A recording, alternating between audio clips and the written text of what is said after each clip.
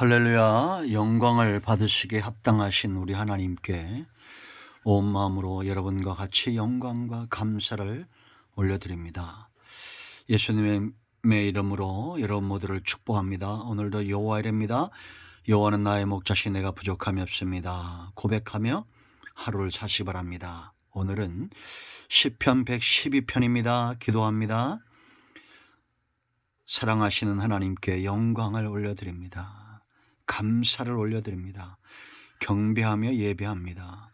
주의 보혈을 의지합니다. 우리의 모든 죄와 허물을 사하셔버서 주님의 이름을 의지합니다. 우리의 간구하고 사모하는 모든 것들 가운데 응답하시옵소서. 성령 하나님 의지합니다. 충만하게 우리 가운데 역사하시고 사단의 역사가 나타나지 못하게 하시며 인간의 의는 꺾이게 하시고 오직 하나님께서 행하실 것들을 사모함으로 기다리는 은혜로운 시간, 지혜로운 시간 되게 하옵소서. 종을 낮추시옵소서. 겸손하게 하시옵소서. 인간의 모습은 다 들어가게 하시고 오직 하나님의 말씀에 도구만 되게 하옵소서. 말씀을 읽을 때, 들을 때 오직 하나님께 영광이 되며 우리 모두에겐 회복과 치유의 시간이 되기를 원합니다. 예수님의 이름으로 사모하며 기도합니다. 아멘. 1절로 10절을 읽어보시고요. 자, 1절 보겠습니다. 할렐루야. 여호와를 경외하며 그의 계명을 크게 즐거워하는 자는 복이 있도다. 그의 후손이 땅에서 강성함이며 정직한 자들의 후손에게 복이 있으리로다. 아멘. 오늘 영상을 통해서 하나님을 사랑하고 주의 음성과 말씀 듣기를 사모하는 여러분 모두를 축복합니다. 하나님을 경외하는 여러분 모두를 축복하며 여러분의 자손들이 다 강성하기 원하고 여러분 안에 있는 모든 두려움들은 다 사라지길 원하며 영이 잘된 같이 범사가 또한 잘 되기를 원합니다. 영적인 복과 사람과의 관계에서 오는 복과 물질의 복이 다 형통하게 열려지기를 축원드립니다. 아멘. 자, 삶은 있죠. 성도의 삶은 하나님의 복의 통로라는 것을 알아야 됩니다. 삶은 세 가지죠. 첫째는 하나님과의 관계에서 나의 삶입니다. 그것은 하나님을 경외하고 예배하고 1절에 있는 대로 그 계명을 크게 즐거워하는 겁니다. 즐거워한다는 것은 그 중심이 그렇게 뜨겁고 사모하고 죄에서 떠났다는 거죠. 이런 사람, 하나님을 향한 분명한 삶이 있는 사람, 하나님이 주시는 복이 있습니다. 이따 살펴볼 겁니다. 두 번째는 대인관계에서 복입니다. 삶입니다. 사람들을 어떻게 대할 것인가. 4절, 5절, 9절 말씀을 보면 하나님과의 관계에서는 1절과 7절, 8절이죠. 하나님을 의뢰하는. 이 정직하게 행하는 겁니다. 4절 보세요. 정직하게 행하고 자비를 베풀고 긍휼을 베풀고 5절에 은혜를 베풀고 구워주는 삶. 바로 대인과의 내 이웃들을 향한 우리의 삶입니다. 베풀고 나누어주고 구워주고 이런 삶, 은혜를 흘려보내는 삶입니다. 그런가 하면 나 자신은 어떻게 해야 됩니까? 하나님을 향해서 하나님과의 관계를 잘합니다. 사람과의 관계를 잘합니다. 여러분 스스로도 내 영과 내 육체를 단련시켜야 됩니다. 제가 섬기는 그 학교의 학장님이 그 뇌에 대해서 연구를 하셨는데 평안하고 놀고 먹으면 뇌가 이제 우리 주인이 일을 다 했구나 하고는 빨리 늙게 한답니다. 참 신기하죠. 저는 그런 것들을 모르고 제가 육체를 단련하듯이 머리나 마음도 단련해야 된다. 제가 그런 설교를 한 적이 있어요. 몸도 단련해야 되고 여러분의 생각도 단련해야 됩니다. 지금 시편 기자들 다윗을 포함한 이런 기자들이 잘했던 게 뭐냐? 스스로의 세상 사람들은 이것을 마인드 컨트롤이라고 하지만 우리는 스스로 내 영과 내 마음과 육체를 영적으로 컨트롤하는 그런 묵상하는 그런 것이 필요합니다. 하나님을 사랑하고 또 이웃을 사랑할 수 있는 그런 건강한 상태를 만들어 놓는 것이 중요하다. 지금 이 시편 기사를 보세요, 여러분. 10절 보면 악인은 이를 보고 한탄한다. 이 악인들이죠. 그러나 의인은 그렇지 않습니다. 의를 세우고 공의롭게 행하고 스스로 그것을 감당할 수 있을 만큼 중심과 영적 상태와 육체의 상태를 잘 단련하고 있다는 겁니다. 그래서 성도는 영적으로도 건강한 길을 찾아야 되고 마음적으로도 건강하고 두려움이 없는 그런 길을 단련해야 되고 육체도 단련해야 됩니다. 이런 사람, 하나님과의 관계 또 이웃과의 관계, 자기 자신을 하나님 앞에 잘 준비하는 사람이 어떤 복을 받느냐? 중요한 핵심은 하나님은 저와 여러분에게 복 주시기를 원하며 또한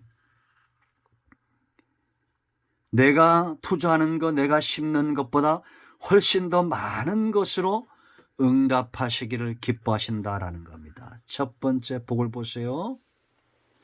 2절 보세요. 그의 후손이 땅에서 강성한다. 정직한 자들의 후손에게 복이 있다 라고 말합니다. 부모가 심고 자녀가 거두는 겁니다. 그래서 아브라함에게서 누가 나온다 했지? 이삭이 나온다고 그랬죠. 여러분 출애굽기 20장 6절 말씀 언약을 기억합니다. 하나님을 경외하는 자에게 1000대까지 복을 준다는 겁니다. 그러므로 우리는 돌이켜 하나님을 경외하는 삶 가운데 서야 됩니다. 그것이 여러분 우리가 자녀들에게 재산을 물려주거나 돈을 물려주거나 그러한 것들을 못한다 할지라도 하나님을 경외하는 신앙을 그 신앙만큼은 꼭 물려줘야 됩니다. 먼저 하나님께 심으십시오. 부모가 심고 자녀가 거두는 겁니다. 후손이 강성한 거요. 누가 하나님과의 관계에서 하나님을 경외하고 그 계명을 크게 즐거워하는 자들. 두 번째, 하나님은 이들에게 기쁨으로 부와 재물을 넘치게 하셔요. 3절 보세요. 부와 재물이 그의 집에 있으며 그의 공의가 영구히 서 있으리로다. 이게 무슨 얘기냐? 공의가 선다는 것. 이런 사람들은 재물 때문에 넘어지지 않는다는 겁니다. 공의로운 마음으로 중심에 의가 서 있기 때문에 재물을 다스리고 통제할 줄 아는 거예요. 근심하고 염려하지 않습니다. 재물이 많으면 그 근심이 크다는 분들이 있어요. 그건 잘못된 거예요. 여러분 보세요. 아브라함과 이삭은 가나안 땅에서 거부가 되었습니다. 그러나 그 재물에 넘어졌던 롯, 그의 조카 롯 같지 않죠. 지금도 아브라함 같은 사람이 있고 이삭 같은 사람이 있고 그런가 하면 에서나 롯 같은 사람들이 있어요. 재물에 미혹되어 넘어가는 자들입니다. 소금 기둥 같은 생명이 살 수 없는 생명력 있는 삶을 살아내지 못하는 롯의 아내와 같은 자들입니다. 여러분 우리가 하나님이 주시는 복으로 정직하게 행하고 그 재물 때문에 넘어지지 말아야죠. 개같이 벌어서 정승같이 쓴다. 그건 세상 말입니다. 우리가 지혜각이 있는 분들은 다 깨달을 줄 믿고 더 깊은 얘기들 하지 않겠습니다. 세 번째, 어떤 복을 누리느냐? 4절 보세요. 흑암이 없을 것이다. 정직한 자들의 흑암 중에 빛이 일어나나니 그는 자비롭고 긍휼이 많으며 의로우니라. 흑암이 올 때 하나님께서 빛으로 오신다는 겁니다. 길을 보여주신다는 거예요. 시편 119편 105절에 뭐라 말합니까? 주의 말씀이 내 발의 등이요 내 길의 빛이니이다.